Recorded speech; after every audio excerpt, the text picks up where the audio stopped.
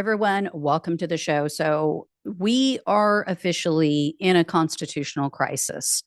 I have been reluctant to use that term because I don't believe in being hyperbolic. I don't believe in overstating things and, getting people all worked up when it's not accurate. But we are. We are 100% in a constitutional crisis right now. And we actually have been for a while, but no one seemed to notice until now. And I'm going to explain how this can all come back to bite every single American on both sides of the political aisle. So even if you don't care about the people that I'm going to mention, the people that Trump is targeting, you should care about what he's doing because it can and will be used against you or someone that you do care about. If this is allowed to continue, it absolutely is a slippery slope and it will come back to haunt every single one of us. So here's the deal. Earlier this month, Trump defied multiple court rulings regarding placing transgender women in male prisons. So I suspect that news outlets ignored this because these are not sympathetic people to the general public. We know that, a lot of people have issues with transgender people. We also know that these are people who were in prison. So people are going to say, well, they're criminals, right? But we don't know what they've done. We don't know exactly what their crimes are. Plus, mainstream media just has learned all the wrong lessons from the 2024 election loss. They just assume, oh, well, everybody hates transgender people, so we just can't talk about that. We just got to not talk about that ever again. But Trump, this shows he believes he's a king. He believes that he answers to no one. And he has now done this again, not once, but twice. So here's what has gone down recently. On Saturday, Trump deported almost 200 immigrants, some of them as young as 14 years old. He flew them to El Salvador and just dropped them off. Now, the problem is, hours before these planes landed, a U.S. district judge, which I've mentioned before, James Boasberg, he issued a ruling and he blocked Trump from removing these people from the U.S. He said, before they have a chance to have a court hearing, and he ordered that the planes be turned around if they had already taken off. So the transcript shows that Judge Boasberg said to them, quote, "You shall inform your clients of this immediately, and that any plane containing these folks that is going to take off or is in the air needs to be returned to the United States. But those people need to be returned to the United States. However that's accomplished, whether turning around a plane or not embarking anyone on the plane, or those people covered by this plane or covered by this on the plane, I leave to you. But this is something that you need to make sure is complied with immediately." Now, there has been some debate because people are only taking part of his comment and saying, well, this was subject to interpretation because he said, and they're leaving part of it out. So what they're saying is that the judge said, whether turning around a plane or not, that's the only part that they're citing and quoting. That is not what he said. He said whether you turn the plane around or whether you just don't let them off of the plane. What he said, or not embarking anyone. So clearly saying you either need to turn the plane around and bring them back while it's still in the air, or even if you have to land, but you just don't take them off the plane, they need to be brought back to the US. So he made it very, very clear. And at issue is whether or not these people are even criminals, whether or not they're even gang members. Because Trump is claiming, oh, well, these were all Tren de Aragua and MS-13 gang members. No one has seen any proof of this. Trump has not even released the names of these people so that this can be fact checked. And some advocates are saying that Trump's Gestapo basically just swept up people who have tattoos. And they assume, oh, these are gang tattoos. And they're saying that some of them may have even had tattoos that were forced upon them, or they got these tattoos by force and threat. So some of these people may have gotten these tattoos because they were threatened and they were forced to get them, but they may have had no affiliation to any gang. And here's the thing, we have no way to get these people back from El Salvador.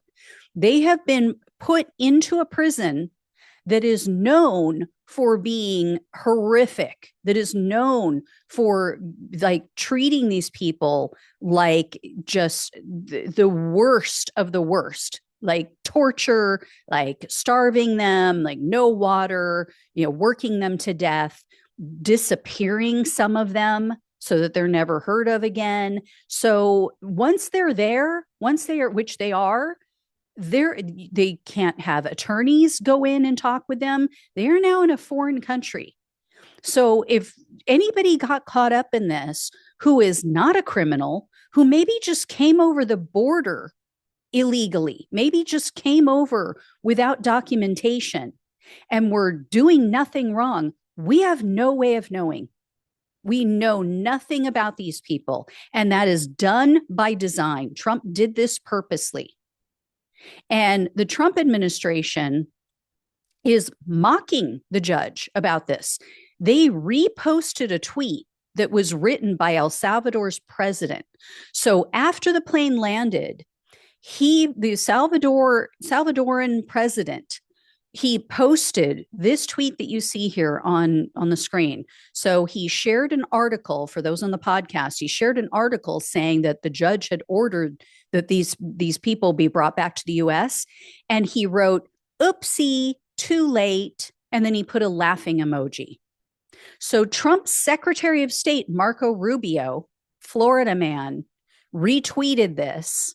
And then Trump's White House spokesperson, Stephen Chung, he replied, boom, exclamation point.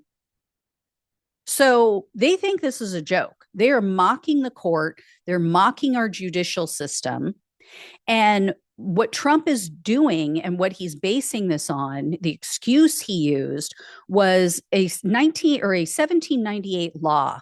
It's called the Alien Enemies Act.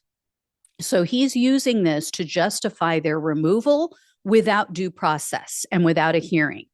So this has only been used in the past a few times, and it has only ever been used when we were literally at war. So they're trying to say, oh, well, our borders were swarmed and we're at war with these gang members. Seriously? Really? Yeah. Did you guys notice the war going on with with 100 or so gang members? I never noticed that. And here's what's at stake. This could be used by any president who wants to deport people that they disagree with or that they don't like. And make no mistake, any Democrat or any Republican president could declare any one person or any group of people to be terrorists or to be, at war or causing war in the United States. Consider this, MAGA, for anybody who's watching, who's, oh, I'm all for this. Yeah, get them out of here. Okay, well, what if the next Democratic president says, you know what? All of those January 6th participants, they're enemies of the state. They're enemies of our country. We're at war with them because they tried to commit a coup. So they need to go. We're going to take them out of the country. We're just going to go drop them somewhere. What if they said, oh, Oath Keepers, Proud Boys, the group formerly known as the Proud Boys, the Proud Bigots? Yeah, we think that they are a danger to our country. We're at war with them. So they need to go. We're just going to go drop them somewhere in a country that agrees with us and put them in jail. We're just going to go throw them in jail somewhere. Trump could use this against anyone. He could claim, oh, journalists, they're all terrorists. Any journalist, any news organization that doesn't agree with me, that doesn't go along with everything I say and tell the public that I'm right, these are enemies of the state. These people are terrorists. We need to get rid of them. He's already laying the groundwork for this. He's already saying that MSNBC is a terrorist organization, that they're enemies of the country. And even more chilling is this next story that I have to share. Because again, the people that he took on this plane, they could be criminals. They could be dangerous criminals. And you know what? If that is the case, then okay, get them out of the country. I am totally fine with that. I don't know anyone who wouldn't be fine with that. Or put them in jail here, put them in prison or jail here in the United States. Do what you have to do to keep the American people safe. But who are they? This is what we don't know. We are taking Donald Trump and his administration's word for it. And these people have proven themselves to be liars. They lied about people that they went and threw at Gitmo, people that they went and took to Guantanamo Bay. They lied about. They said that they were all horrible, evil, terrible criminals, so violent. Come to find out, some of them were not criminals. They had committed absolutely no crimes.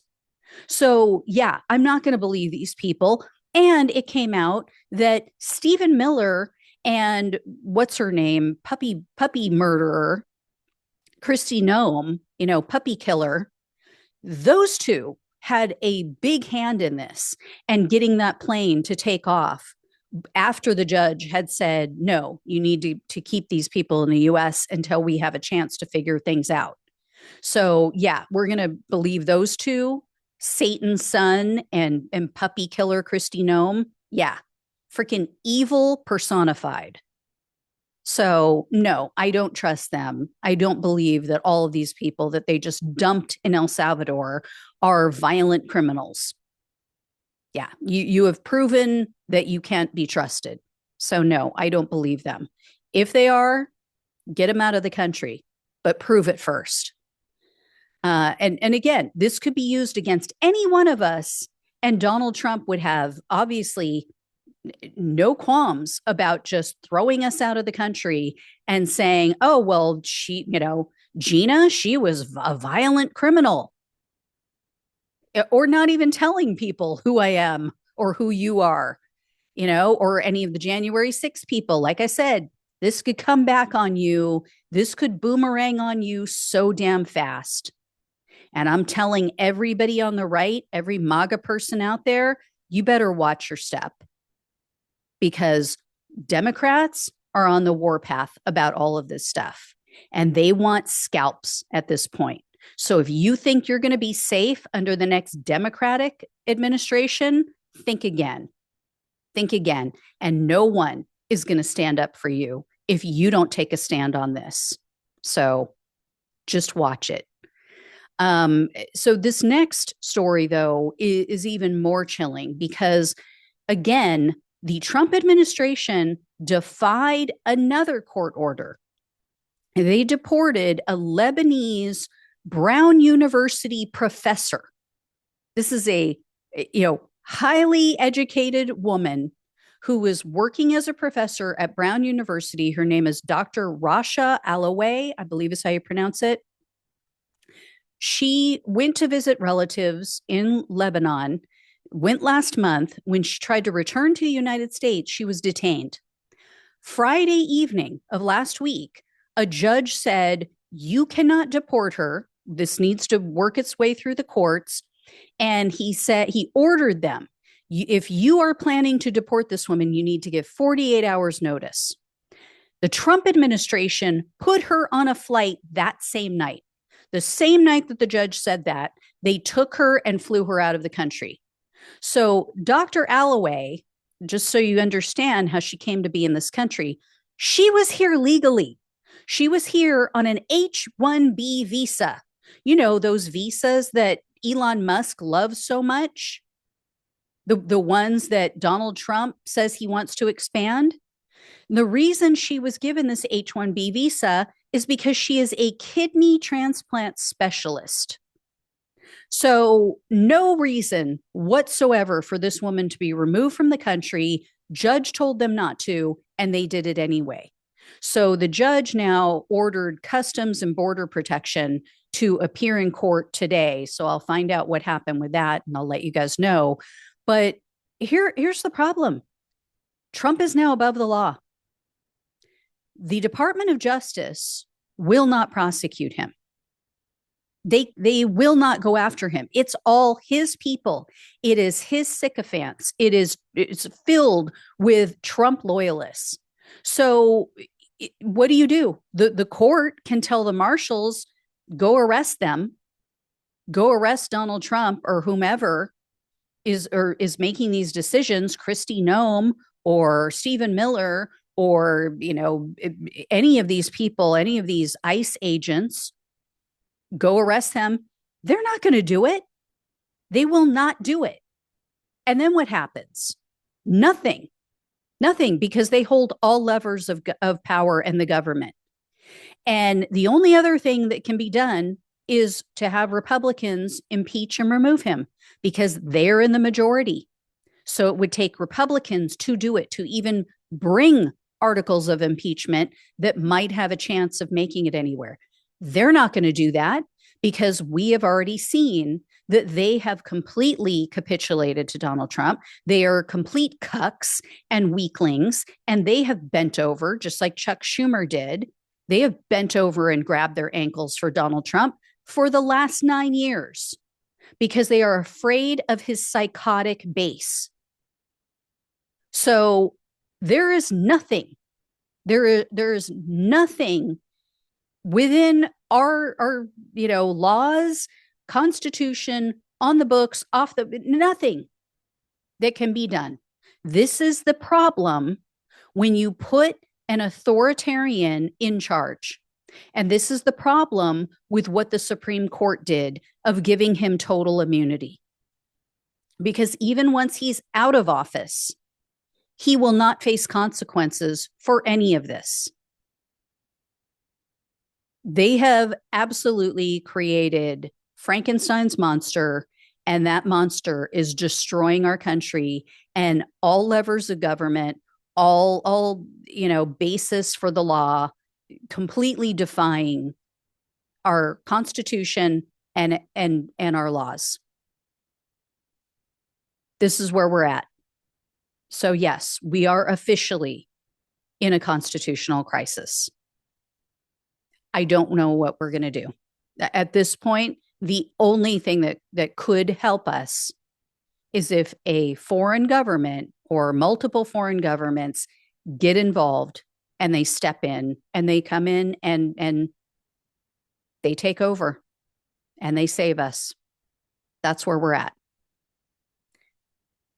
I wish I had better news for you guys, but I'm just being honest with you. And like I said, I have been loath to use this term because I did not feel that it was appropriate and applied until this moment. So we will see when when these cases work their way up to the Supreme Court, and if he defies the Supreme Court, if they even rule the right way, if they even care anymore. So we'll see. All right. I will let you all know if I hear any more or when I hear more on these cases. Thank you so much for watching and listening. Please share this video so people understand the dire circumstances that we face and how real this is and how it affects them. If you can donate, truly appreciate it. Please subscribe to the channel if you have not. Love you all. Take care. Talk with you soon.